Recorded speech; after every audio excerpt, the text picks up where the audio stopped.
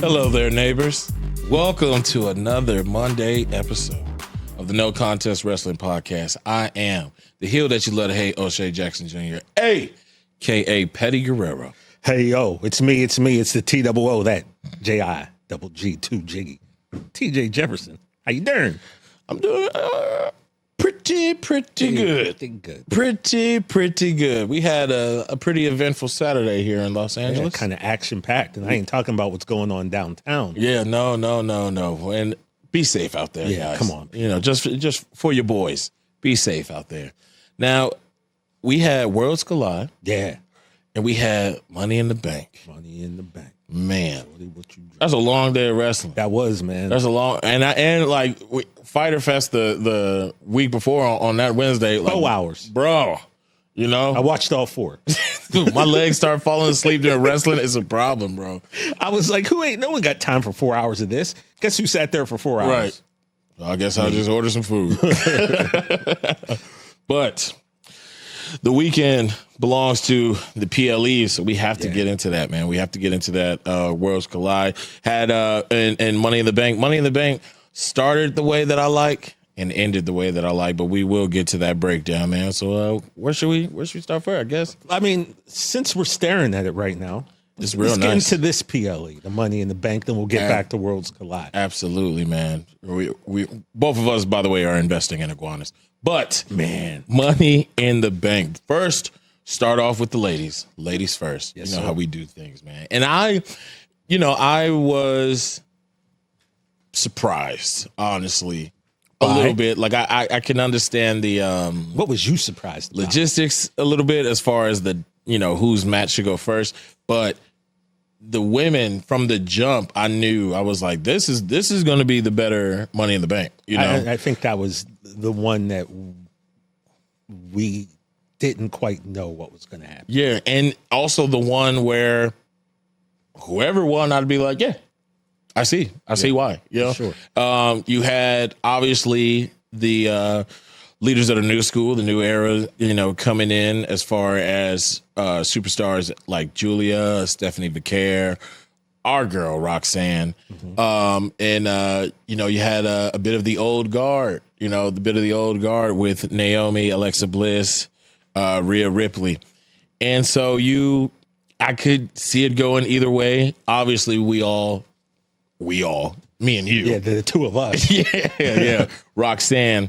We picked Roxanne. We had picked Roxanne, but seemed to be other plans. Yeah, the reason was, somebody put this on our YouTube page, like, why don't you guys pick Naomi? It was very simple because Naomi got some haters out there. Haters. I was like, there is no way Jade Cargill, amongst other people, and Tiffany and Naomi have beef way back too, which we'll hit on. Everybody mad at her. But I was like, there's no way. I could just see Naomi climbing that ladder, and then all of a sudden Jade coming running down and pushing her off through some tables, something. So that, in my mind, is how I envisioned this was going to go.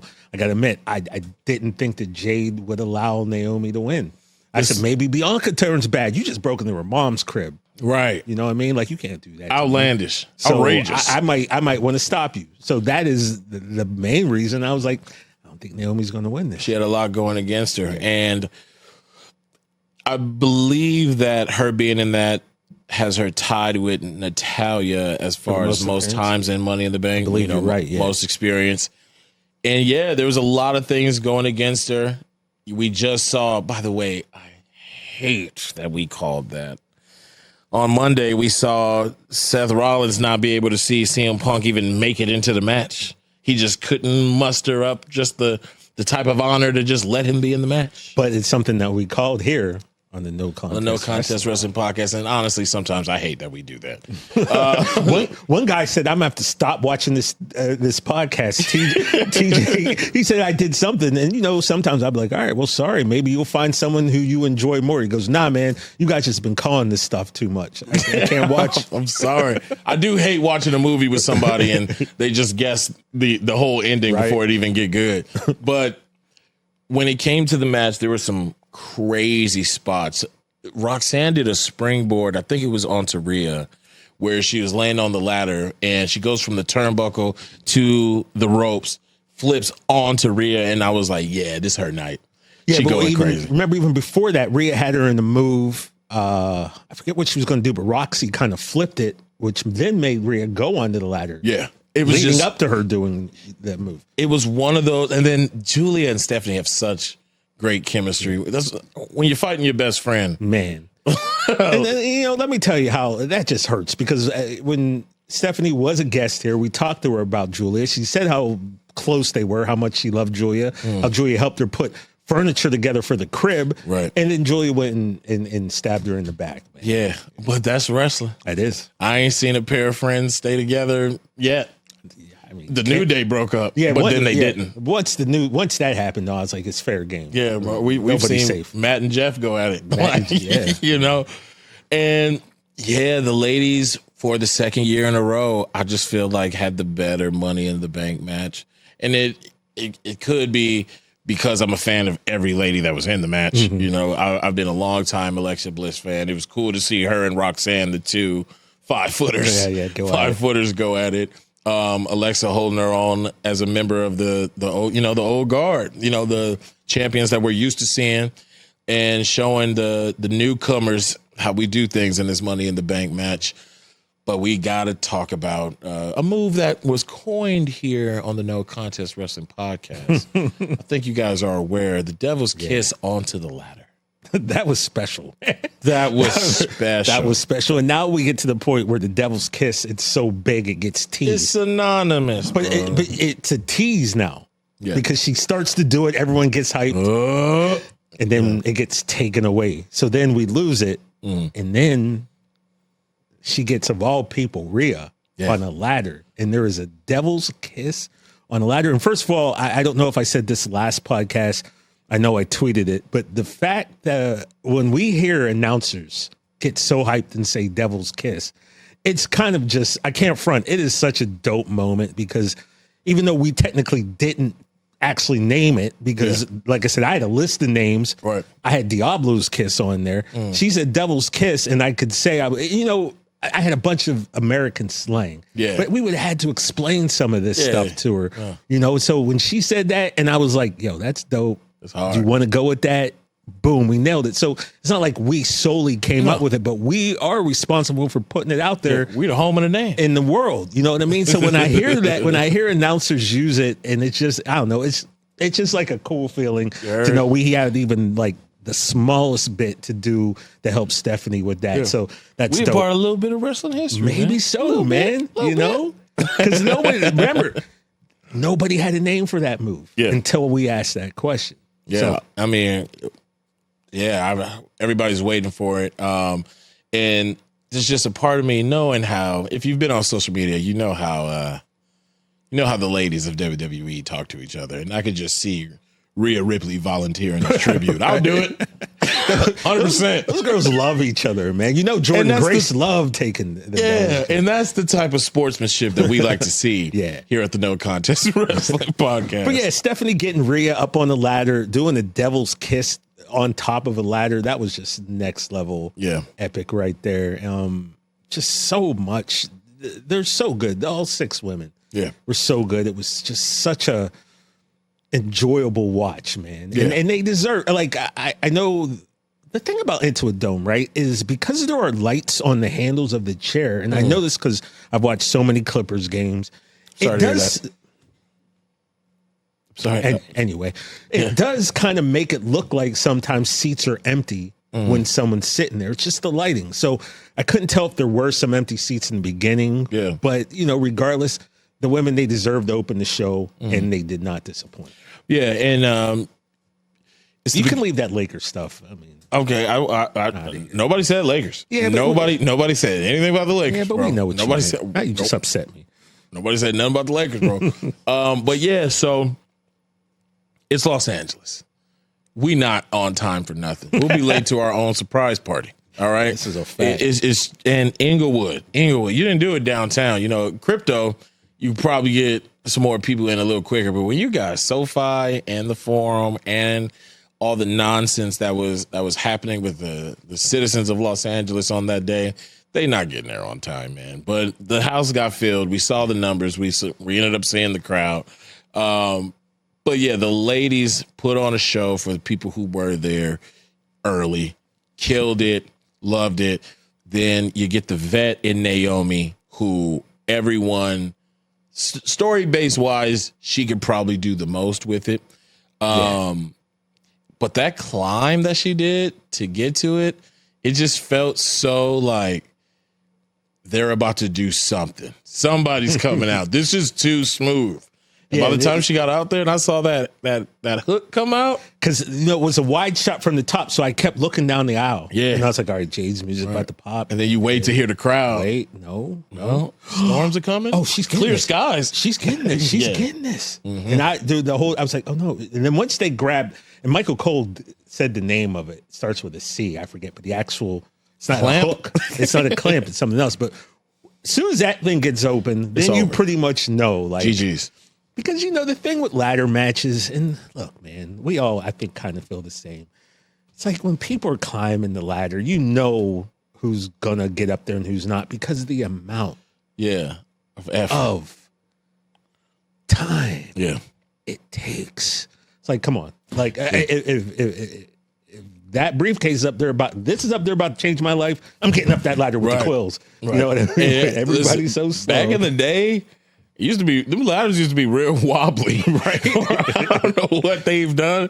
Maybe whatever material is under that mat, but man, them scary up there, bro. Scary up there, especially when you start to see a sea of people. Your depth perception gets messed up.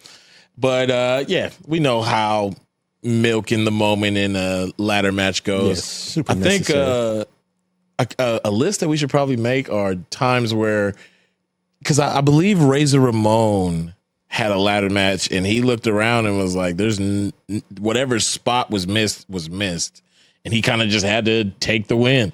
And I'm sure that's happened a lot, so we should probably look into it. Or those of you watching it on YouTube, if you know a couple of moments where that happened, go ahead and put it in the comments. We would love that here at the No Contest Wrestling Podcast. But Naomi gets the dub, dude. Yeah, after a great match, she comes down with the briefcase, and now possibilities are endless. Yeah. Women's Money in the Bank winners have a 100% success rate when it comes to cashing in this briefcase.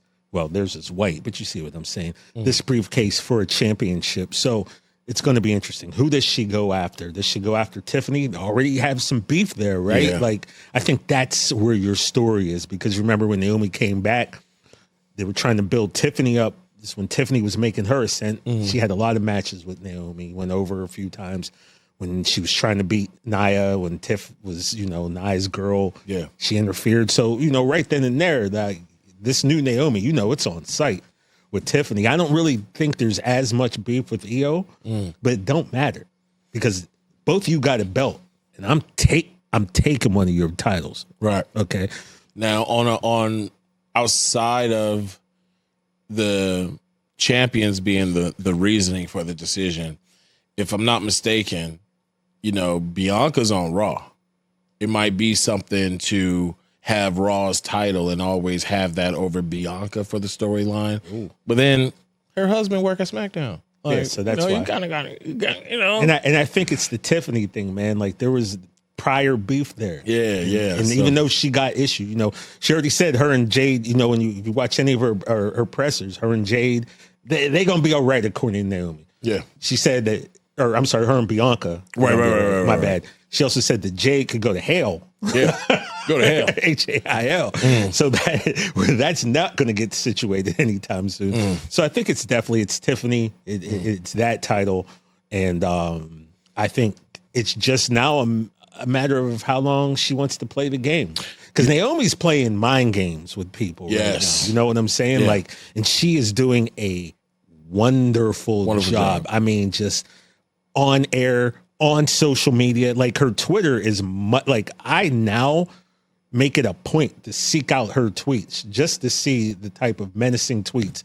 I mean, she's a menace right now on social media. And guess what? I thought I was a villain. I love it, and I know you love it. Yeah, I think I actually put that on our No Contest Twitter. I'm like, she's a menace, and we love it because I knew I could speak for you at that point. Yeah, everything she's doing right now is just chef's kiss. Like the in ring, the out of ring. Even going back to when Jade got her revenge on her in the Elimination Chamber, and Naomi wore the neck brace to the movie premiere, right? Just everything she's been doing. This new character has kind of opened up all these lanes for her, and she's proven, man, that she's a vet and she's worthy. And it's almost like she's just been sitting and waiting for this moment, and she is grabbing this moment by the neck. We'll see what happens. Obviously, like you said, the storyline with Tiffy, and also that is the title that Naomi is most familiar with, former SmackDown Women's Champion. Yep. But that also means you never had that Raw title before. Oh, yeah. So we will see. Yeah, that's a good point. Yeah, we will see where things go. That's why Money in the Bank is so amazing, because it can go either way. And then next we had, what was next on the card? I think Dom, right? Was that the next match? I don't think that was. Yeah, I don't think it was next. It doesn't matter. What we want to talk about, bro? It's our show. You know what? Let's go Intercontinental Women's Title match, because this is another match with a little bad feelings, a little bad blood. We got Lyra Valkyria, champion, going against the man, Becky Lynch in the Ireland Bowl 3, right? All right, they zombie, right, banger. By the way, shout out to the Korean Zombies UFC. Oh, right, yeah. Oh, shout out man, to the Cranberries first song. And foremost. Yeah, they made the song. But I mean, like, I'm just telling you who I thought of, man. That's true. His last walkout. Oh, that was amazing. Korean Zombie Chills, and UFC. Bro. Chills, man. But so we got Lyra versus Becky. It's been a lot of bad blood. They've been doing great promo battles. Lyra's been really holding her own against Becky, which is hard to do. It's hard to do. Hard to do, dude. And at first she wasn't. Like Becky is Becky, right? Becky got on the mic. She's pretty much going to tear most people up. But Lyra, at the beginning of all this, it was like, you need to step up. Yeah. And that's exactly what Lyra's done. Lyra's picked it up. And we said this weeks ago when Becky came back, Becky is there to ultimately elevate these other women, because there's not a whole lot more Becky Lynch can do, right? But you're going to get caught in that Becky Lynch kind of backdraft where she's going to keep going up, and then you are going to get elevated behind her. It's your job to keep the pace, or else she's going to leave you hanging. Right. And Lyra's done a great job of hanging in there with Becky on the mic. Let me tell you something about the people of Ireland. Don't piss them off. They will fight your ass. And Becky know how to get that out of Lyra. Like I said, by the way, side note, Lyra is yoked. Oh, yeah. Bro. Lyra's like a little ball of muscle, man. Yeah. She's not Ivy now, but she's, sure. Lyra, she did that, I forget who her sit-down interview was, but it's probably Van Vliet, because he gets everybody. Oh, chill. No, it was like on the show. It might have been Kathy Kelly, somebody, but I was like, okay, I see you. Yeah. I see you, big dog. I told you, Lyra, I became a fan the first vignette. They never even saw the woman wrestle a match. I saw a vignette, which proves, like you said on Twitter, vignettes are pretty important. And how about that? When used the right way, like I said, I had never heard of her, had never seen her. I just watched the vignette on NXT one day and went I like her. Right. And that was it. I'm still waiting for Veer Mahan. Still waiting. Bear is coming, folks. You just wait and see. But yeah, so they were going to put on a banger. And we had the stipulation, not to interrupt, but we had the stipulation. If Lyra wins, key point. If Lyra wins, Becky will never challenge her for the Intercontinental Women's Championship as long as she's champion. Yeah. But if Becky wins, then the ultimate, which I forgot about, Lyra has to take her hand and raise it all four sides and show her to the crowd as the champion. Put the belt on. And that was never discussed, I don't think. But I don't remember that part either. Look, Becky was making stuff up as she went along, but hey, it's Becky. Okay. She do what she wants to do. Yeah, and you knew from the last matches that they've had that Lyra was going to show off her technical prowess. Obviously, with her being yoked, she had to show off the power too as well. That suplex off the top rope was crazy. And yeah, they put on a great match, and I love that no victory has been like a decisive, knockout victory. Yep. It's been just a technicality, a quick roll up, the most dangerous move in professional wrestling, by the way. And she ends up rolling up Lyra. Controversy because she used the tights for leverage. And Becky Lynch gets the victory over Lyra and then goes through her humiliation ritual. Yeah, has to honor that agreement of so she has to raise her hand, and then Becky says, no. You said you do all four sides. Yeah. So she has to lift her hand on her side. All right, now, I need help. Putting this putting the title on. Because I can't reach around. Yeah, so, she had to put the title on, and then enough was enough. And Lyra let Becky know that this isn't over. Not by a long shot. And I love that because they've been putting on some great matches. It's been very entertaining. And on outside of the ring, a complete personal note, that this type of stuff means something to Lyra to be able to work with Becky the way that she has. Sure. And for it to be a success. Now, what I will say, I want some Bayley. Where is Bayley? Yeah, I need Bayley. You came out. The whole thing is because you took Bayley's spot, took her out at Mania, and I need Bayley. I need Bayley in my life, and I don't have it, and it's pissing me off. I know y'all got to finish this out, and then it's gonna go maybe once, maybe two more times, but we want some Bayley. Hey, we want some Bayley. Bro, we need it. Friend of the show. Friend of the show. We didn't get enough time with her. That's for sure. There will never be enough time with Bayley. Never TJ be enough Jefferson. time, And I think about it, man. I'm still a little upset with you when we interviewed Bayley, man. Let me tell you something about TJ Jefferson. You threw me under the bus, dog. If there's anybody who will hold the most ridiculous grudge over your head, it is TJ Jefferson. Look, he is the wise one. He never forgets. I am Richard the King petty when it comes to pettiness. I had a great story about meeting Bayley before she got called up. And O'Shea knows, he's heard my stories. He knows I wouldn't make it up. But then he laughed at me right in front of Bayley, man. And it hurt my soul. So I'm still upset about that. But look, we love Bayley. Actually, I think Bayley's mom's birthday was this weekend from social media. So maybe that's why she wasn't there, taking some family time out. Right. Who knows? But yeah, eventually. I want some family time. Stop. we need Bayley and Becky. Okay. Yeah. We love you, Lyra. Your time is coming. Yeah. Lyra's going to be, on top for years. But right now. Becky said some things, Lyra. Becky said some things to Lyra, but she also said some stuff about Bayley. No, that's what I'm saying. She said some things that have to be answered for. Yeah, Bayley can't let that slide. And we, as long supporters of Bayley, we need Becky to get her comeuppance, bro. Mm-hmm. Can't disrespect the queen of the wacky inflatable arm flailing tube man. All right, that's your favorite thing. Yeah. So Bayley, we miss you. That's all. Come back, Bayley, come back, come back home. Any type of fool. We miss you, Bayley. Come back home. Now, did I tell you that WrestleMania weekend I saw Bayley the night of the Hall of Fame induction, going to her hotel. I was waiting in the lobby. I was talking to Sean Graben, and Bayley came by in that dress that everybody saw. It was amazing. Yeah. It is June 9th. It is June 9th. Why did I wait so long? And you waiting to tell me this on camera. What's it matter? What's your problem? You were in your room. Is it something? Hold on. Is it something I'm doing? I feel like, I'm so supportive. Anytime I'm on camera without you, I big up my tag team partner. He does. And you keeping secrets. You were in bed. June 9th. You were in bed. I thought I told you this. I guess I didn't tell you this. Yeah. We will talk about this after the episode, but continue your story. That was everybody else gets to know the shit. That was just the story. Oh, that was it? The you dress. Just wanted to flex? There was a dress that everybody was talking about. I happened to see the dress in person, and that was it. That was just all I was going to say. Your cookies in the mail. Now, what's the rest of the damn? This ain't even. Now we got Dom, Octagon Jr. That's right. You see, Worlds Collide, we'll talk about that. Yeah. Dom was there because he's the greatest luchador.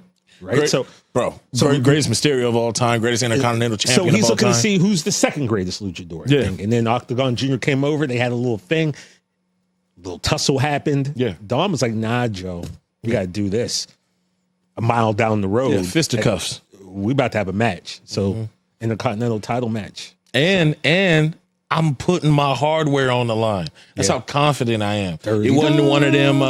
No title match, nothing like that. Yeah, you didn't need any of the general managers to come out and be like, well, now you got to put the title. He was like, no, I'll put it on. Yeah, because he's like that. Yeah, Dom's and that's like the that. way it is. So he, they have their match. Got Liv to the side. She got to watch his back. But what I loved about this, he didn't even need that. He didn't even need that this time. Well, you always need a little living. I mean, yeah, bro. You always need a little living. You only live once.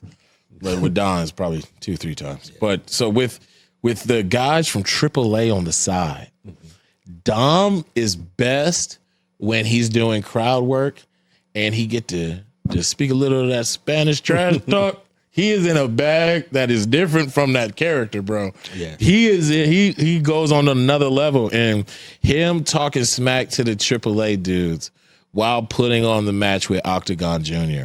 It just felt like that's my Intercontinental Champion right there. The too small gesture he was doing to him, just like, bro, he was just so in his bag. Yeah, and he was. I don't understand because there's going to be people sprinkled online who are just everything babyface. But how can you hate Dominik Mysterio? Like, how can you not see what we all see? That this dude is television gold. Right. Television gold, and that's why he got gold around his waist. Dirty Dom. Dirty Dom. Yep, I trust him with my car. That's saying something. Yeah. Speaking of which, my car didn't start this morning. That's okay. Range Rover recalled mine. We're poor. I'd take an Uber today. Anyway. Yeah. So, yeah, Dom, I mean, honestly, a title change would have been probably the most shocking thing. Oh, my God. We would have started the show with that. But it's always about, like, expanding wrestling knowledge, right? And getting these AAA guys in front of as many eyes as you can. And people who didn't have any knowledge of Octagon Jr. now know him, and hopefully they'll be following him, and we'll see where it goes from here. But big ups to Dom, successful defense of his IC title.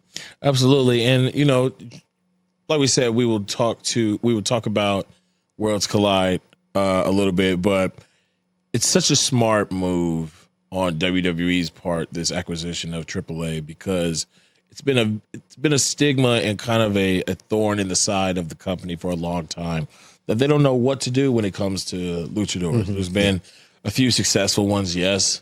Not as successful as Dom, because he's the greatest. I mean, when you hit gold, you start to see the wealth in other places, and that's what they've done. And so I'm very interested in how they handle this. The red carpet that was rolled out this Saturday was great. Phenomenal presentation for them, and hopefully there's a new avenue, a new door open to get onto television within WWE, which at the end of the day, the more eyes on you, the better when it comes to entertainment. And also, getting back to what you said about Dom taunting the AAA guys, I think, honestly, that should probably lead us into a Judgment Day match against some of these guys, whoever they decide to send up. That seems like that would Jefferson, you're thinking the right way, and I love that for you. Yes. Because that's good. Yeah, you know what? Yeah, come on now. JD, Carly. I know you did not. You I caught myself. You own one today, bro. I caught myself. That's you right, know how bro. I feel. I'm a little upset, friend of the show. Listen, all I can say is that's not cool. No, if I had an apple, I'd spit it out right now. But I feel like, Judgment Day, AAA, like the possibilities are endless. But I kind of, if I was booking it, if I'm going to use my creative liberty, I would do that. I would put that match together, because you can't just have that happen and then nothing comes from it. Words were said, and you need your comeuppance. That's true. Gotta give me a fair one, bro. Right. And they don't discriminate. These hands is rated E for everyone. All right. Everybody getting it. But I like the way you're thinking, and I stand behind you. Appreciate it. Yes. I might not always agree with what you say, but I will fight to the death your right to say it. Well, you should agree, because most of the time it's TJ, please, we have to talk about something else. It's thought out. It's right. Yeah, it's right. Wow. What a man. Am I right, ladies? But so anyway, our next match. The men's. You know how I feel, bro. Go ahead. I'm gonna let you introduce this one. I can't believe men's Money in the Bank match. Yep. What can you say? What can you say? We had 6 competitors. That's right. All ready to put everything on the line to climb ladders, multiple. Because it just ain't gonna be one ladder. It's gonna be multiple ladders. Right. We had Seth Rollins in the match. Boo. We had Pentagon in the match. Yay. Andrade in the match. Okay, yay. L.A. Knight. Yeah. We had El Grande Americano. Honestly, I need that match between him and Dom. I need to see. I need to see Two them heels, go though. for. I don't know if that's I know, but we're talking about greatest luchadors. Yeah, this dude's true. making a run, bro. That's true. And then we had this guy who his career and his character have just flipped. Solo. Yeah. Solo is low key now the funniest dude maybe on the roster, right? Man, I love Solo. Solo is so funny and has adapted this character so quickly that if you notice, there was a point Braun Breaker was in the ring and later on in the match, and he looked at Solo and kind of did his, I got to say this. I'm all for the humorous Solo when we're doing promos. Yeah. Watching it during the match, it was funny, especially at the beginning where he's trying to do everybody's thing, like LA Knight and the Pound, and then I think I want that vicious Solo back. So I don't know how I feel about him doing it. Yeah. In the in actual ring. Matches, but that's not my call. Obviously, I'm just going by being a fan. But is it entertaining? Man, he has hit a humorous level of it's just interaction with everyone right now, and it's funny. But I just don't know characterize if that's the right way to go about this in the ring, being Mr. Funny Guy. Yeah, and R-Truth kind of spoke to that a little bit earlier this year of just like you start to, while you are having fun, while the crowd is accepting what's happening, you then start to put yourself into a box. You start to kind of put a ceiling over yourself because, you're looked at as the funny guy. And so when you're going up against somebody who has the title for however long, kayfabe kind of makes you think like this person shouldn't lose to. Yeah. Solo's funny, And we don't want that. There's a balance that has to be found. But I'm not gonna act like I'm not entertained. Because boy, that promo he cut where he was like, "Got your little bloodline here, huh? Who are you? The right hand, right hand man, Jey Uso. Everything he does from the knock knees and the facial, bro. Solo got jokes. Yeah, Solo he's on point. Like I said, I'm not sure how I feel right now about that. It's a being balance. His character. Yeah. But I'm sure he'll find the necessary balance and get him to where he needs to be. But yeah, those 6 guys were trying to climb the ladder to success escalator style, as Biggie once said. You know what I mean? And grab this case and change everything. And they went about it. Man. Yeah, they some of my I think some of my favorite spots were brought to you by the ladder that had Fireball whiskey all over it. Let's talk about it. All over it. We get it. They got a commercial before the match. They got a commercial during the match. It was crazy. I see you 7-Eleven with the turnbuckle logo, but that Fireball whiskey ladder got such a showcase. It was insane. The other thing is people get so weird about being upset about. Like, what? Why do you care if a ladder says Fireball? The one thing I got to admit I don't love are all of the logos on the mat. I don't love it, but I'm not going to sit here and let it ruin something. Right. Like, I don't love it. Like, I don't. Just like Fireball on the ladder. I don't give a crap that it says Fireball, man. Slim Jim on the tables. But people want to complain about them. Yeah, there was not one time during that match where I'm like, man, if only I know these ladies are killing it right now, but all I could think about is Elden Ring. Like I never bothered me. Right? Yeah. Man, I really want a Slurpee right now. I don't know what it is. Nothing. If you're watching the match, it shouldn't affect you. Seeing it in boxing, if you watch New Japan, that whole thing looked like graffiti. So it's okay, guys. But once again, we know who we're talking to. A lot of y'all on Twitter are probably machines anyway, so it doesn't even matter. But the fireball, the fireball whiskey ladder, saving the day, giving a lot of great spots.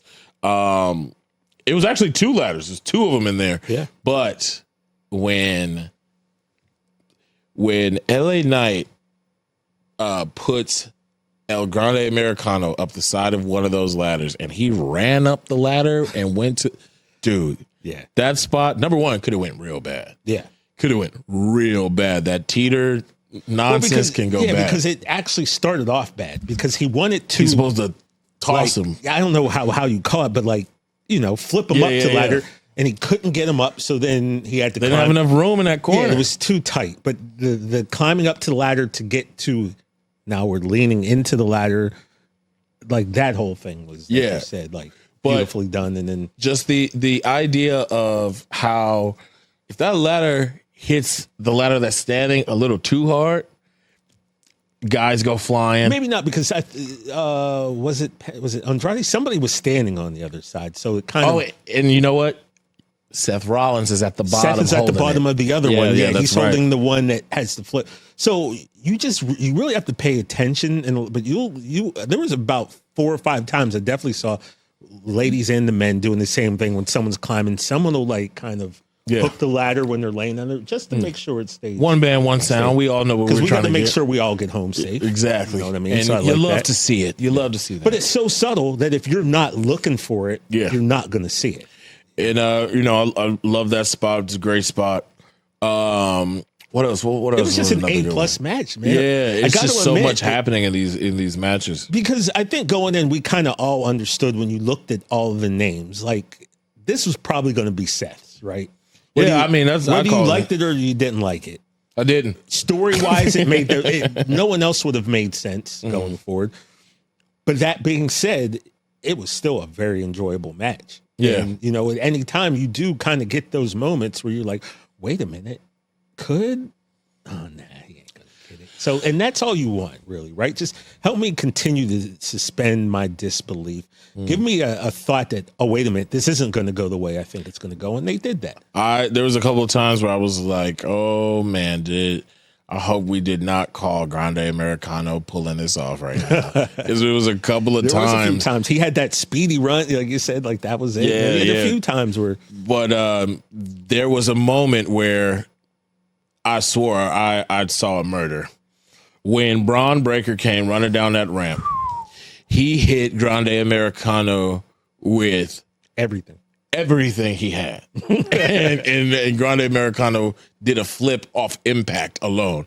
And I thought, no, that's a dead body right there. I need to call Naomi out, get some of that yellow tape off of her. Caution. Yeah, because we need to chalk this boy out. He's done. I think Chad Gable felt that Grande hit so hard. His pal, having to watch one of his mentors, reverberated to the locker room. Like Chad even felt that. That was it was bad. But Braun Breaker, being the animal that he is, just Bronson Reed took the pop. And by the way, it's like you claim that you're so anti this new faction, right? Yeah, can't stand it. But the thing is, you love Braun Breaker. I love him. And you love Bronson Reed. I love him. 2 guys that you love, that you sat in this chair and said you love. Are you looking at the bigger picture? Knowing that now these 2 guys, like I said about Lyra, these guys are going to be elevated more just being with Seth and being with Paul Heyman. This is going to make them. So as someone who loves these 2 guys, in the big picture, you should really be okay with this. I'll do you one further. I love Seth Rollins. I think it's stupid that Seth Rollins need more help. All right. That is just insane to me. Okay. And we're going to get to the solo spot and the Jacob and all that. But let me just say this, because he brought it up right now. Seth Rollins, whether he won that briefcase or not, is going to challenge for that title every other week. He's got 2 mountains of men with him all the time. He didn't need the briefcase. And now he just has even more power. And to the LA Knight fans, I'm so sorry. I'm so sorry. LA Knight is just proof, like just a living embodiment of a white man who's being oppressed in WWE. This is crazy. What more does this man need to do? I mean, my goodness. You want shirts? I sell them. You want the crowd talking about me? I got it. This is my 3rd match in a row. Being an LA Knight fan is probably the worst right now. They don't know where to go. These people are just nomads, just roaming around. They have no home. They don't know what's going on. I feel for you. All right, I feel for you. And then Michael Cole with the I thought LA stood for Louisiana. Yo. What was that? Michael, can you chill? I can remember the first time I called him Los Angeles Night on the podcast, and people on our YouTube page were going nuts laughing. I was like, what did you think it? Bro, like Louisiana Night. Los Alamitos Night? Like, what are we talking about? Yo, Michael Cole, you're so unhinged talking about El Grande Americano too. First of all, you need to, like, the disrespect. My God, El propaganda Grande. Pushing Michael Cole. If it wasn't for McAfee there, like, reminding the rest of us that Cole's a little bit off, like, Cole's got beef with Gable, apparently, which is blinding him to the fact these two men don't even look alike. Like, Chad Gable had a black arm wrap on. El Grande Americano had a white armband. Yeah. Like, Chad Gable's like 5'9". El Grande Americano is definitely 5'10". Yeah. Like, you know what I'm saying? You see it. You see right it. There. We're not blind, dude. And then, thank you, Pat, for bringing up. You think he's the only one that wears arm accessories? Right. Have Like, you he's not only played with a bad 2K elbow before in your life? Right. My God. Oh, wait. He wears knee pads. Really? How about that? He invented knee pads. Like, it's just the disrespect. Michael Cole. Like, focus on the match, bro. Chad Gable had an incredible, we don't do stars, but I give him all the stars for the match at Worlds Collide. You think that man, after battling like Vikingo, would even have like the energy to go? Like, come on, Michael Cole. Never got his props either. No. Never got his props for Michael Cole for what he did. And also, quick note, let me get you right here. Stephanie Vicaire. You did three. She did three. We'll get to Worlds Collide. But yeah, 3 matches in 20 hours. Yeah, like insane. The GOAT. But yeah, Michael Cole, chill out, bro. Relax, bro. Chill out, man. Put some respect in El. You know, I don't like El Grande anyway. You know that. Yeah, I'm a venti man myself. But I'm still a little bit like, I don't understand how you disrespecting Master Gable like that. Like, these are clearly two different men. I'm pretty sure I saw blonde hair fall out of the back of El Grande's mask. Chad Gable ain't blonde. Right. And so, who am I going to believe? Michael Cole or TJ Jefferson, who I see every day? Every day. Every day. Well, at least once a week. Yeah, I know. I talk to you every day, though. He just got me hyped, bro. Like, all right? Maybe like 3 days a week. Yeah, man. Pissing me off. Chad Gable even let him borrow his shoes. Whatever, man. How much of a mensch was that? The man, TSA lost El Grande's, luckily just the boots, not the whole gear. Yeah. Chad Gable, like, feet a little bit smaller. He said El Grande stretched his boots out. Yeah. Because toes in there bending. They're not the same size. No. One guy's taller, one guy's got bigger feet. I don't understand how this is so hard. Like, anyway. Yeah, bro. I mean, it's Triple H do something, man. All right. But so there was a moment where Solo looked like he was going to get the dub. I really felt it because when Seth's guys came out, the whatever they want to call themselves, dude. No one knows. I saw some people calling them the Vision. The two weapons of mass destruction that he calls. Love, by the way. I mean, yeah, bro, just not together, all right? You got these animals in suits. They're beasts. Damn it, you got them in the shackles of the man. They still rock it. Bronson's still rocking the fresh J's, though. So every time. So then you got Bloodline 2.0, if they were still even called that. You got JC Mateo, and you got the Samoan Werewolf coming out to Jacob Fatu. Coming out to make the save. They protect Solo.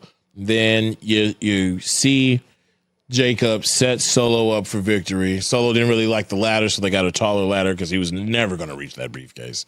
And then as he's going up Which the ladder. Was that? Was that one marked too? Because I wasn't paying attention to what was written. Yeah, I never noticed because who gives a damn? Exactly. And as Solo's going up the ladder, Jacob has a change of heart and grabs Solo's leg. Well, first of all, then we go back to the humorous side of Solo. Yeah. He's climbing up the ladder, doing this thing, and then he goes to reach.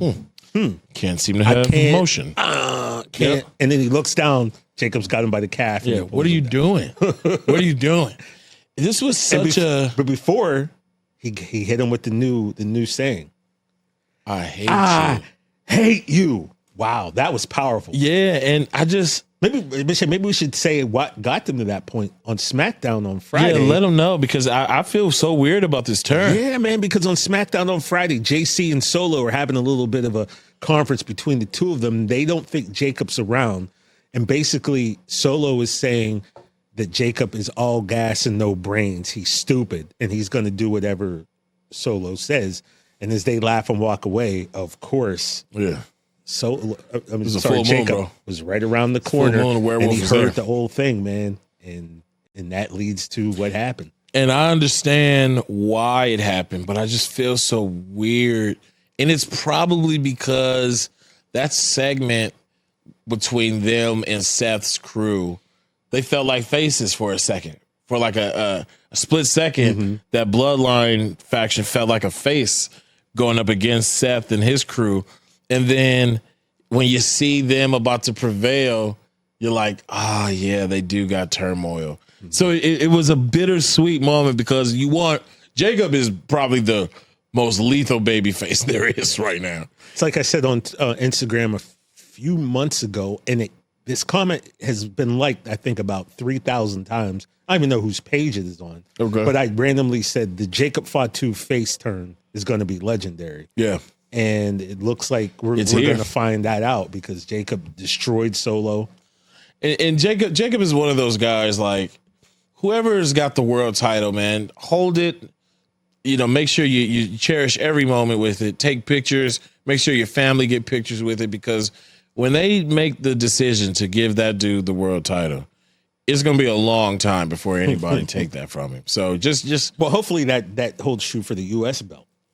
I mean, yeah. I mean, we saw Gunther had the Intercontinental title 666 days, which is crazy, by the way. That's a wild number. Right? That's a wild number. Like, how does that happen? Do they look? They can't plan far enough ahead and go, wait a minute, this is day 666. Yeah, like you lost it on day 666. We were going to put them on night 2, but now that would be 667. Yeah. Like, you're right. That's very strange. Crazy. Yeah. But anyway, yeah, so he's got some time, but right now that's what the focus is on. He helps Seth Rollins unintentionally get the victory, which was another moment where I thought, Seth is climbing the ladder for a long time. Another wide angle shot. I'm thinking we're going to hear and CM Punk come out, but or you thought you might hear, the piano. Oh, come on, bro. We miss you, Chief. It's turmoil, bro. We need you. But completely throwing my, and he did that on Monday, completely throwing my CM Punk Money in the Bank idea out the window. Now we're just at the mercy of Seth Rollins. Monday Night Raw is tonight. And, we're just at the mercy of this crew, like I knew we were going to be at WrestleMania every week. This crew. Hey. Every week. Like a great man once said, whether you like it or whether you don't like it, learn to love it. Okay, that's what you better do, my friend. All right, because I'm here for it. I'm here for Rollins. I'm here for Reed. I'm here for Steiner. I'm here for Heyman. I'm here for whoever they bring into the crew, because I don't think they're quite done yet. Oh, my God. I don't think they're done yet, Joe. This is how people feel about LeBron, probably. How much help does Seth Rollins need? My God, is Brock coming back? Like, what is going on? Seth deserves this, and I'm going to tell you why. Because Seth was the guy who did the right thing always. Remember the last few years, right? Cody comes back. They put him in the ring with Seth. Seth has to eat the pin.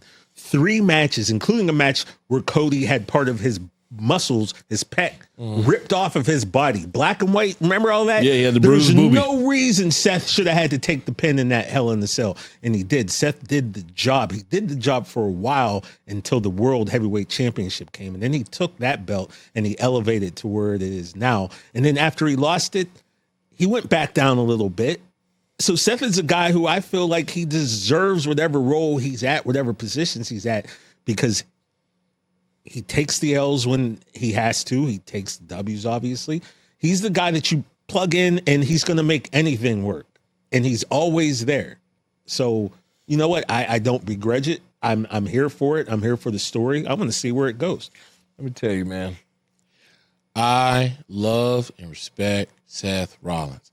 I can count how many bad Seth Rollins matches there have been on a hand if you took 3 fingers away. Okay?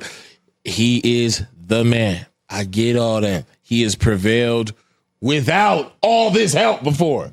So I don't want to hear this.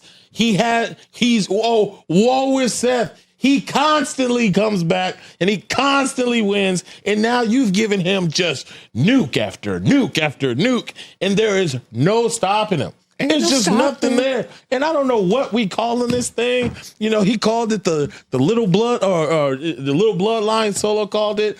I don't know if it's another version of the Shield. You know, you got a crazy white guy. You got a dude with tribal tattoos from the island. Y'all could be the Sword. I don't know if it's evolution. You're a revolutionary, so you can call it revolution. I don't know what it is, but I'm tired of it already, man. Okay? Well, like I said, I love listen, Kobe, probably a great guy. You ready to take a nap. Kobe, if you're tired, then go take a nap. Awesome dude. Think he's hilarious. Seth Rollins, the performer, one of the GOATs. He is the man. From Tyler to Seth, he is the man. But this character right now, I would rather eat my hat. I'd rather eat my hat like I said, to see him just successful right now. And I'm about to start boiling hats. Because, my God, he has everything laid out for him right now. And CM Punk, all the Pepsi in the world can't help him right now. Roman, please, Roman, come back home. Are you mad? You and Bailey. You sound like you're mad. I'm not mad. I'm going to give you a cape so you can be super mad because I'm telling you right now. I almost called you a slur. Naysayer, please. Listen, get on board. The more you're fighting this dangerous allegiance, this dangerous revolution, the more I'm getting behind it. I got to be honest with you. I'm here for it. You are toxic. All right. I'm just saying. So, So Seth Rollins, he climbs the ladder. Yeah. Like I said earlier, climbed the ladder of success, escalator style. He got the briefcase for the second time. Yeah. And now we're going to see what happens, and I'm here for it. I can't Listen, in a perfect world, hey, Seth, use it on John. Use it on John, baby. Ooh. In a perfect world. Come on. I promise the pop will be crazy from here. Now, what you're saying is a joke, but it makes sense because what is John Cena's, what is his mission right now? Ruin wrestling. Okay. Why did Seth Rollins put this group together? To save wrestling. Okay.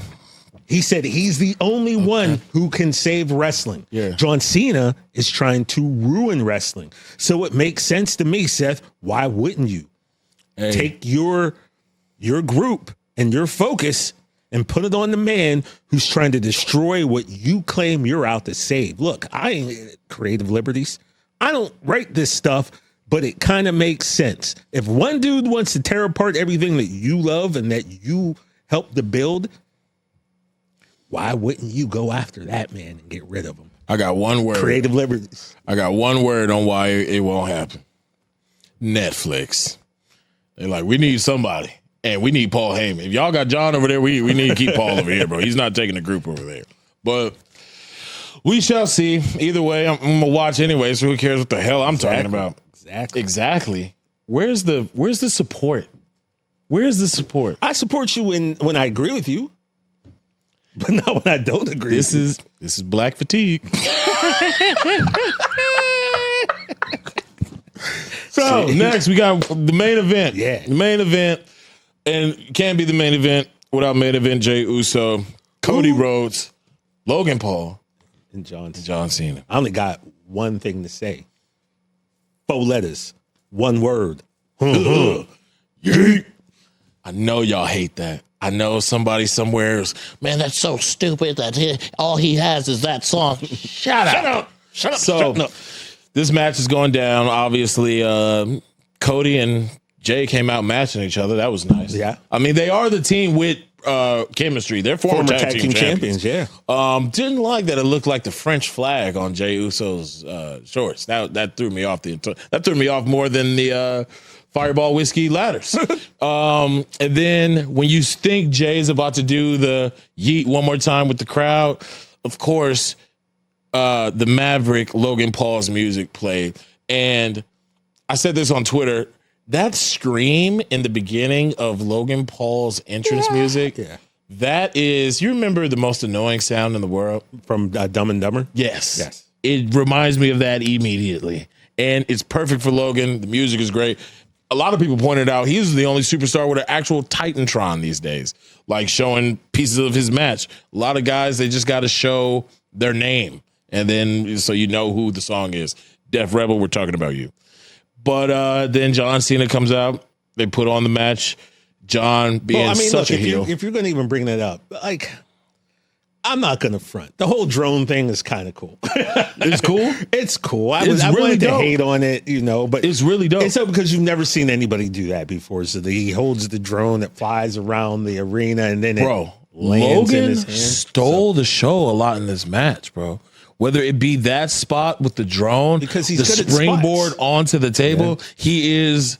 Yeah, exactly. He's a highlight reel. He's a walking highlight reel, and you can hate on the dude all you want.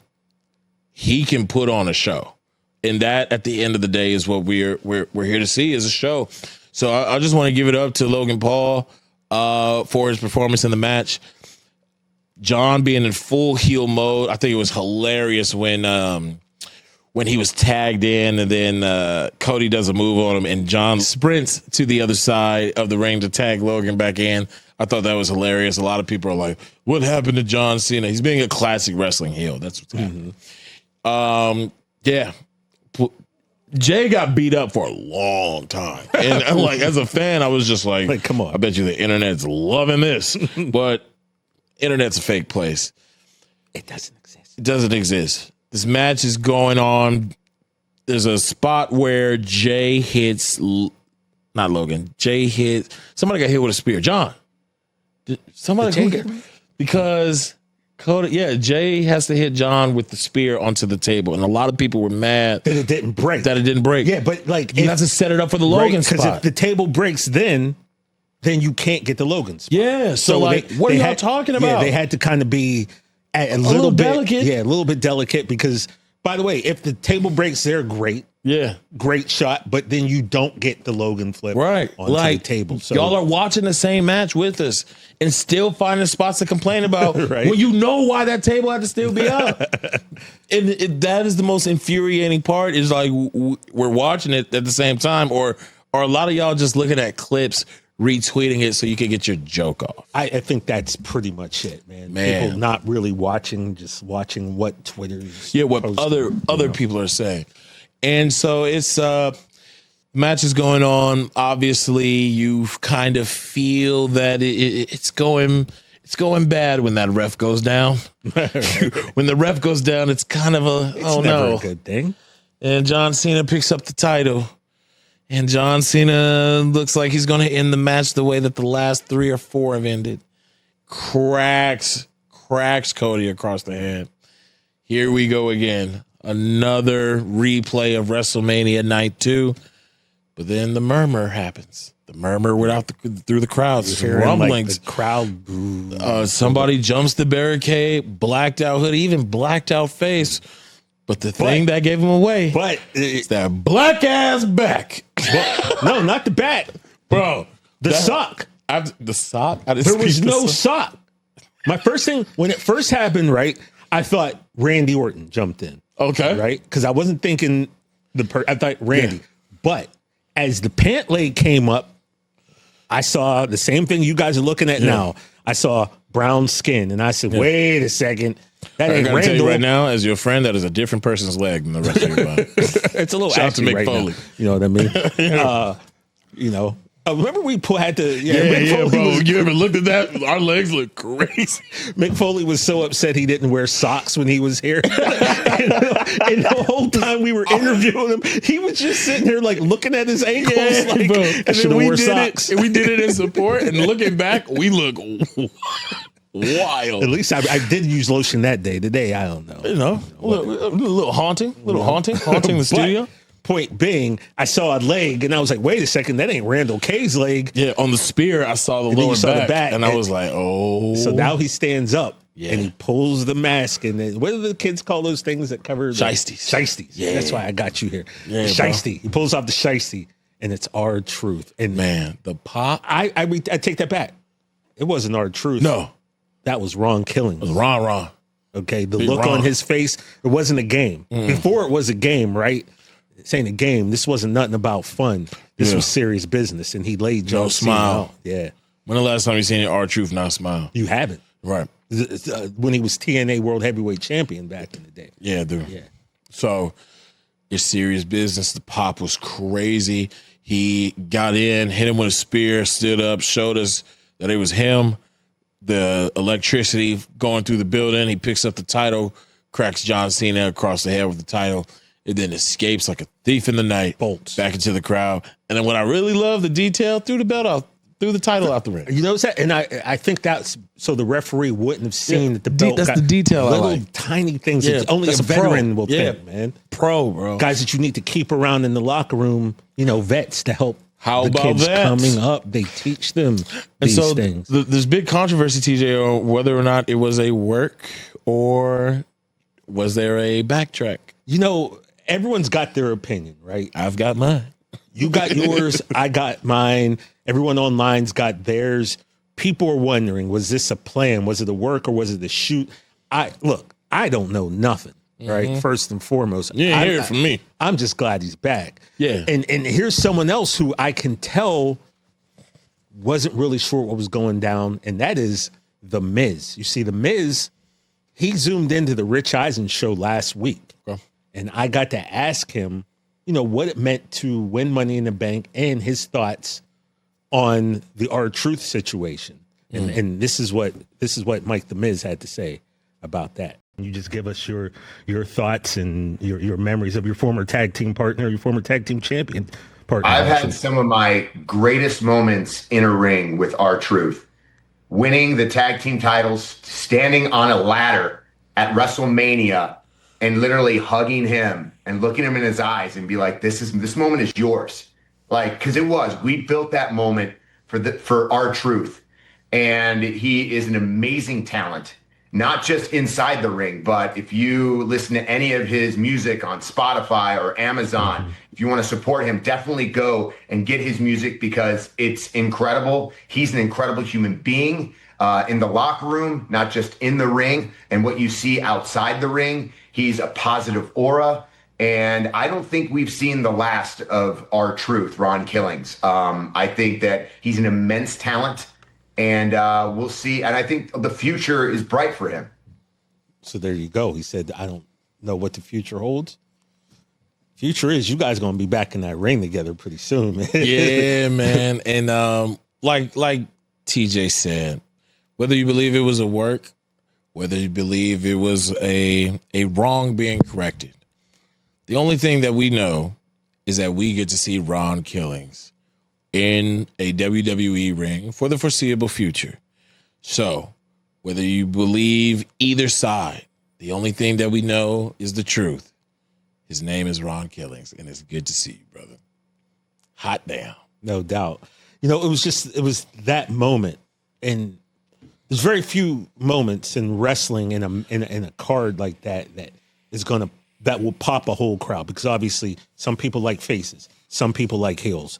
So, people are going to be rooting for different people. But there's one guy who we all were rooting for. And man, when the shiesty came off and the hood came down and he's sitting there looking, man, that was a legendary pop. And that's just one of those pops that everyone in the Intuit Dome, I'm sure, is going to remember forever. Everyone watching is going to remember this, because it seems as though this was one of those moments where the company had to listen. And let's just say that, let's take this look at it. Let's just say that it was real and he did get released and they were going to let his contract expire. This is one of those few times where they had to listen to the people. People always have something to say. And I got to be honest, a lot of times I don't agree with what the people say, because sometimes it's stupid. No offense, it just is. But this was one moment where collectively the wrestling world united and was like, nah, man, there was a wrong and you better make this wrong right. Yeah. And to their credit, I'm going to look at this and say this wasn't a work. Yeah. I'm going to say this, he got fired for real. And because of all of you people out there letting it be known, the hashtags, the chants, and made them realize we did our brother wrong. Yeah, we touched a stone we shouldn't have. Yeah, and we need to make this right. And that's how I'm going to choose to look at it. I could be wrong. Maybe I'm getting work. Maybe I'm the sucker. But I'm going to choose to believe that they heard us, they heard the people, and we're like, all right, we messed up. Let's do this. Right. And that is a kudos to the company for having the ear to even listen in the first place. Is nothing to be ashamed of. But I also know that there is a world where, like you said, you don't always listen to the crowd, because if you let them know what type of power they have by doing said actions, sometimes it might not always go to a. Sometimes you get Zaza Pachulia in the NBA All-Star game. Oh, I completely forgot it. Well, that's your sometimes you got to take the power back a little bit. So I get both sides. Either way, all I know is I get Ron Killings on my WWE TV, and that is what I'm happy about. And that, ladies and gentlemen, was Money in the Bank. So just a great night of wrestling. 2 former world champions holding briefcases, about to become champions again, we assume. We don't know which way they're going to go in, or which way they're going to go with it, but it's going to be exciting, man. And I know you're a little upset with the one. I'm going to trust the process. Yeah. You know what I'm saying. Now, Shay, before we go, on the Rich Eisen show, the big show, people are starting to really understand and know that you and I are doing this wrestling podcast thing, right? Okay. To the point where, we've gotten WWE stars as guests who they've talked about the podcast. But now we're also getting friends of the show, callers, longtime Rich Eisen show callers who are really wanting to engage with this podcast. Now, our guy Manny, he calls in every now and then, and Manny's always great. He's always a great caller. He called in last week, and he had a question for me, which by proxy he had a question for you as well. Okay. And this is it. 2 questions from my buddy TJ. My second question is a wrestling question. Okay. Who's on your Mount Rushmore of wrestling managers? And Manny, as for the manager question, here's what we'll do. Monday on the podcast, so Shay and I will work that question into the pod. And Fantastic. We'll give you our Mount Rushmore of wrestling managers. And he's got to give Monday. it too. Yeah. Okay, you'll each do that We'll each on do No that Contest on Wrestling. For Manny. And that'll be also post Money in the Bank. Yes, so sir. you'll have lots to talk about on Monday's pod. Absolutely. Oh, okay. Very TJ good. goes and watches. Look at TJ Jefferson. Money in the Bank. He just bought himself 4 days of thinking rather than 4 seconds of thinking, and used it as a promo. I don't even know who he is anymore. He's a professional, Rich. Oh, that was good, TJ. Thank you. Also, the conversation went further. Del Tufo gave me credit. He said TJ's a professional, to which Rich said, I've been working with him all this time. He's still not a professional. So Hey, man, hostile work environment. But yeah, my man Manny at El Paso, he's great. He's always got great comments, great questions for the show. So we wanted to know, out of nowhere, what is on our Mount Rushmore of wrestling managers. So I posed this to you, and you were down. So let's give the people what they want. Let's let them know who is on our Mount Rushmore. What do you have, Mr. Jackson? Well, first and foremost, I feel like this guy is going to be on both of our lists. Okay. There's no way you have a Mount Rushmore. And we've had him on the show, and he said that, manager is such a, it's beneath everything that he really does. But just for the sake of conversation, Paul Heyman. Okay. Paul Heyman's got to be on my Mount Rushmore. Absolutely. Also, when we do it back and forth, or you want me to just lay it out? Go ahead, lay it out. All right. Next, when I think about myself and who I would want backing me up on the mic, it has to be somebody who will bring the same energy as me and in some ways can out-ish talk me. Okay. Which is kind of hard to do. I mean, come from a long line of ish talkers. But I got to go with the $1 Million Man, Ted DiBiase. Wow, okay. Having him have my back, boy, it ain't nothing like a Nepo baby with somebody talking money with him. And he also is a Nepo baby. His dad was a wrestler. And if you get in trouble, he'll just buy your way out of trouble. So, which is the American way. Man, that is a good call there. Then when I'm thinking about somebody loud and proud and doesn't care about your opinion, they're just going to put what they want over. How could I go against the legend Jim Cornette?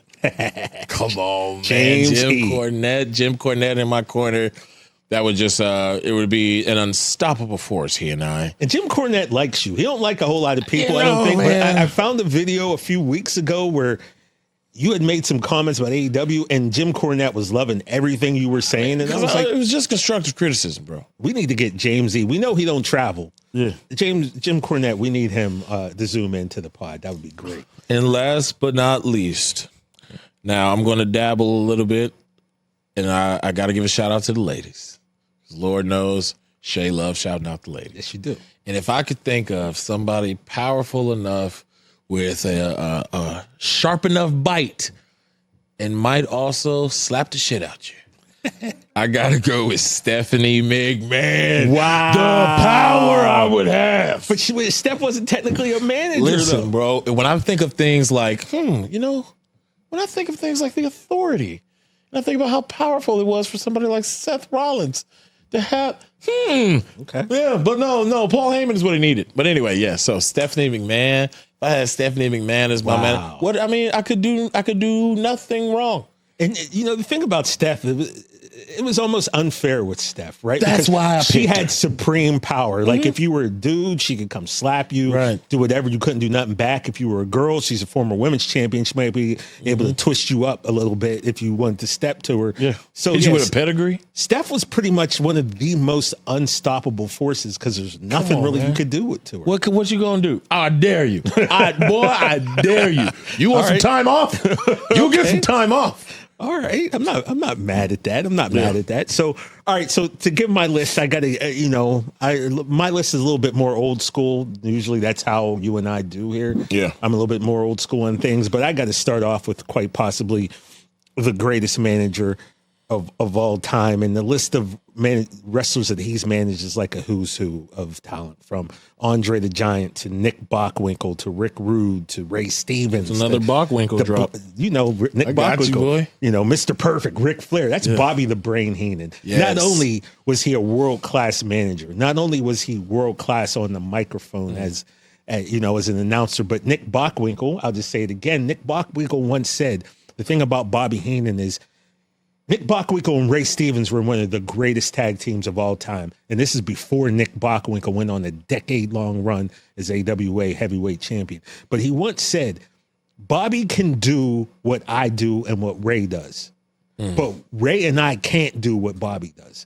And I think that there says something, because Heenan, you've only seen him, when he was older, taking bumps in the Weasel suit, getting thrown around by the Warrior and Andre. But Bobby wrestled too. So, he was very adept in taking bumps and being in the ring. He could just do it all. And as a manager, Little Bobby the Brain Heenan snapple fact. Okay. From Shay.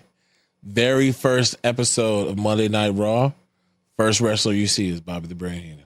Kicked it all off. Really? Yeah, segment outside the building. Yeah, I was just watching. You were just watching the beginning of Raw. All right, so I got Bobby the Brain Heenan.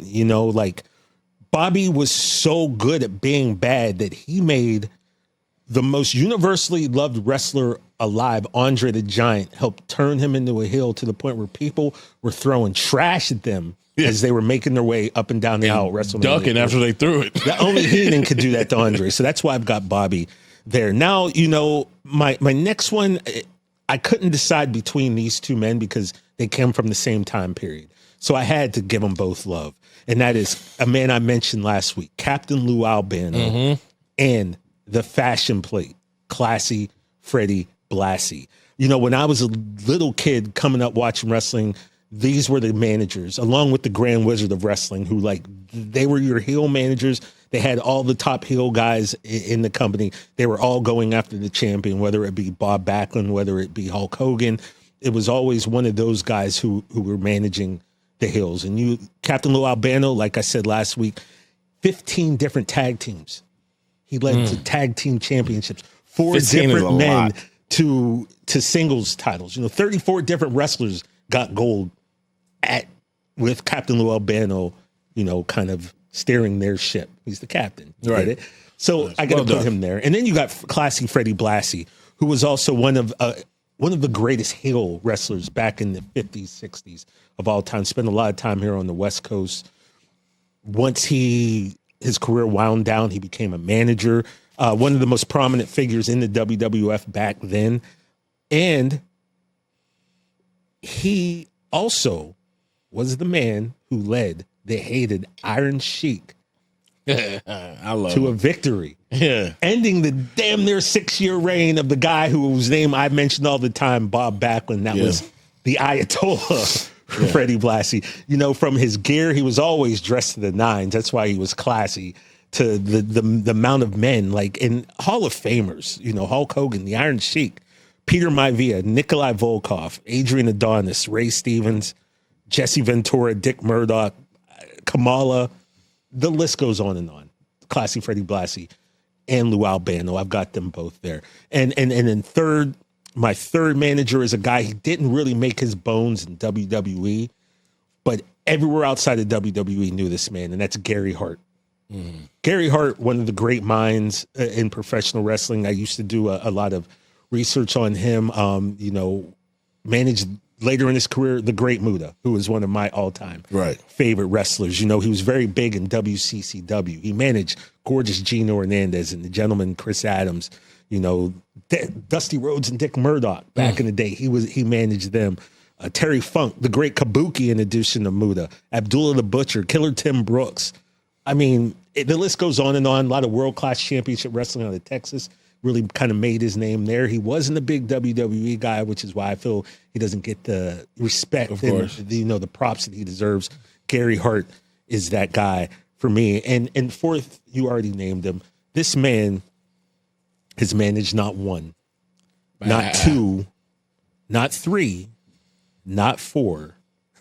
You think I'm going to stop? I ain't stopping. No, not five, but 6 world champions were managed. We call him an advocate. They were managed. He was either an advocate. I was about to say advocated for. Is that the right way? I guess so. 6 different world champions in addition to everyone else were led by this man, and that is Paul Heyman. And because of that, he has to have a role, a place on this Mount Rushmore. Yeah, bro. Paul Heyman. I was having a hard time with the advocate word there. I don't know if you saw it. My mind was spinning. I'm like, is it advocate? It is advocate. I thought you were drowning. I just want to make. I remember I was caught in my mind. I was like, is that the right word? and they're searching. So if it looked like I was struggling there, folks, I was a little bit. Shout out to Manny. Manny from El Paso. Manny from El Paso, bro. Shout out to Manny. So I really like that. That was a great question. And look, man, if you're out there, if you're watching the Rich Eisen show, or you're watching this podcast, if there's questions that you have, if there's lists that you want, let us know, man, because obviously we'll do them. Yeah, man. That like we said, we're gonna have to figure out another time to talk about Worlds Collide. We got to figure out a way to fight it for. We just don't have enough time in our show. You know us, we get to rambling, bro. One day you'll have a 3-hour podcast, but for now we have to do it in a Rich Eisen studio. Right. TJ, sir. How about you tell the people where to find us, bro? Oh yeah, that's right. Well, if you're looking for us to, ask those questions or ask for those lists, hit us up on Twitter. We're at There's No Contest. You can follow us on Instagram and do the same thing, No Contest Wrestling Podcast. And, of course, all of the videos you can find under this huge Rich Eisen Show umbrella, under the Rich Eisen Show. Just pop that in there or type in No Contest Wrestling. We'll pop up for sure. Yeah, and advocate. Yeah, advocate, yeah. Before we get out of here, I just want to give a quick word to the people out there watching our show. We like to joke around, but this is something on a personal level to me. I lost a family member just yesterday. I knew this kid, and he was a kid. I've known him since he was 4, 5 years old. He was my daughter's cousin, my daughter's mother's nephew, and had a real hard time the other day because we lost him in a tragic accident. When I'd say that I've known this kid forever. I got him his first Xbox. I will watch wrestling. Him and his mom would tell me every time, fuck. It's all good, man. You got it. They tell me anytime they saw me on WWE TV, anything like that. And 7:30 in the morning on Sunday, I got word of his passing, and it's been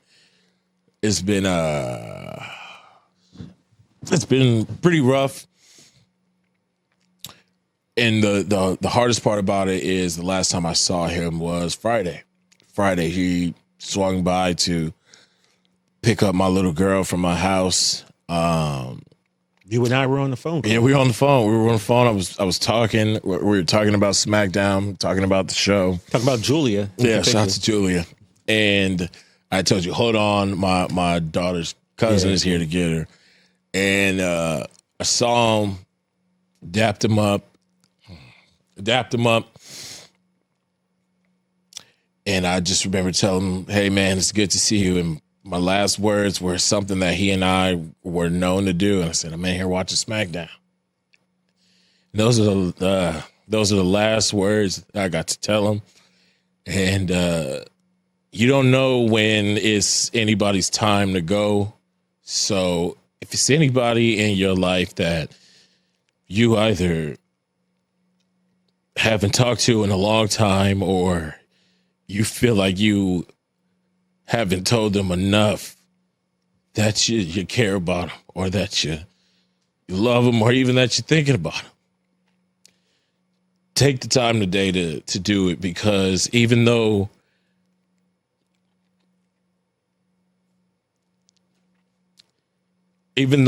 those are some cool last words to tell them, I wish I would have told him I love him. I wish I would have gave him, bro, one more. And you just never know, whether it be family members or friends you ain't talked to in a long time, man. Hit him, man. Hit him, because like that, he was 19. Couldn't even have a drink yet. 19. And my man is gone. He's still here, but I can't talk to him about wrestling no more. And just do that. Sorry to end the show on a wild note, but I just want to dedicate this episode to my man Andrew. I love you. We all love you wherever you are, man. Just know that you were loved, and reach out today to somebody that you love. Tell them you love them for your boy O'Shea Jackson Jr., please. We'll hopefully see you guys next week. Appreciate you for tuning in to the No Contest Wrestling Podcast. Man, love you, TJ, bro. Love you too, bro.